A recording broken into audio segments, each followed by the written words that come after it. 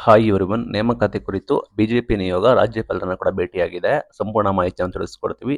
ಚಾನಲ್ಗೆ ಸಬ್ಸ್ಕ್ರೈಬ್ ಆಗಿ. ಇಲ್ಲಿ ಬಂದ್ಬಿಟ್ಟು ಇನ್ನೂ ಕೂಡ ನೀವು ಪ್ರಕ್ರಿಯೆ ಆರಂಭ ಮಾಡಲಿಲ್ಲ ಅಂದ್ರೆ ನಾವು ಹೋರಾಟ ಮಾಡ್ತೀವಿ ಅಂತ ಎಚ್ಚರಿಕೆ ಕೂಡ ಕೊಟ್ಟಿದ್ದಾರೆ. ಮೀಸಲಾತಿ ಗೊಂದಲ ಸೃಷ್ಟಿಸಿ ನೇಮಕಾತಿ ಕೂಡ ಮುಂದೂಡಿಕೆ ಮಾಡಿದ್ದಾರೆ ಅಂತ ಹೇಳಿ ಆರೋಪ ಕೂಡ ಮಾಡಿದ್ದಾರೆ.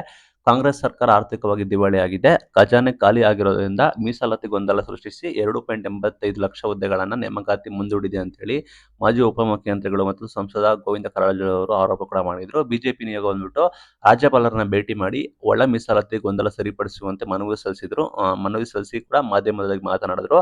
ಸರ್ಕಾರ ಧೋರಣೆ ಕೂಡ ಮಾಡ್ತಾ ಇದೆ, ವಿದ್ಯಾವಂತರು ಕೂಡ ಹತಾಶರಾಗಿದ್ದಾರೆ. ಸುಪ್ರೀಂ ಕೋರ್ಟ್ ಆದೇಶವಿದ್ರು ಕೂಡ ಒಳ ಮೀಸಲಾತಿ ಜಾರಿಯಲ್ಲಿ ರಾಜಕೀಯ ಕೂಡ ಮಾಡ್ತಾ ಇದೆ. ಹಾಗಾಗಿ ಬಿಲ್ ಮುಂದೂಡಿಸಿ ಚರ್ಚೆಗೆ ಅನುಮೋದನೆ ಪಡೆದರೂ ಕೂಡ ಖಂಡನೀಯ ಅಂತ ಹೇಳಿದ್ದಾರೆ. ಇಲ್ಲಿ ಬಂದ್ಬಿಟ್ಟು ನಾಗಮೋಹನ್ ದಾಸ್ ವರದಿಯನ್ನು ಗಾಳಿಗೆ ತೂರಿ ಏಕೈಕಿ ಕೂಡ ಮಾಡಿದ್ದಾರೆ. ಗ್ಯಾರಂಟಿ ಯೋಜನೆ ಎಲ್ಲ ಕೂಡ ಮಾಡ್ತಾ ಇದ್ದಾರೆ. ಇದು ಅವೈಜ್ಞಾನಿಕ ಇದು ಅಂತ ಹೇಳಿದ್ದಾರೆ. ಬಟ್ ರಾಜ್ಯದಲ್ಲಿ ಖಾಲಿ ಇರುವ ಸುಮಾರು 2.85 ಲಕ್ಷ ಸರ್ಕಾರಿ ಹುದ್ದೆಗಳನ್ನು ತಕ್ಷಣವೇ ಭರ್ತಿ ಮಾಡಬೇಕು.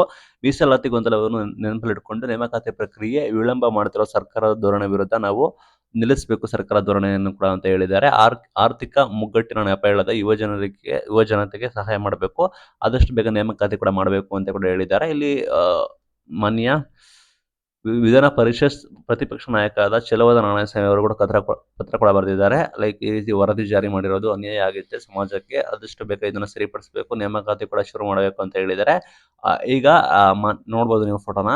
ರಾಜ್ಯಪಾಲರ ಭೇಟಿಯಾಗಿ ಮನವಿ ಕೂಡ ಸಲ್ಲಿಸಿದ್ದಾರೆ. ಆದಷ್ಟು ಬೇಗ ನೇಮಕಾತಿ ಶುರು ಮಾಡಬೇಕು, ಈ ರೀತಿ ಗೊಂದಲಗಳನ್ನ ನಿವಾರಣೆ ಮಾಡಬೇಕು ಅಂತ ಹೇಳಿ ಮನವಿ ಕೂಡ ಮಾಡಿದ್ದಾರೆ. Thank you.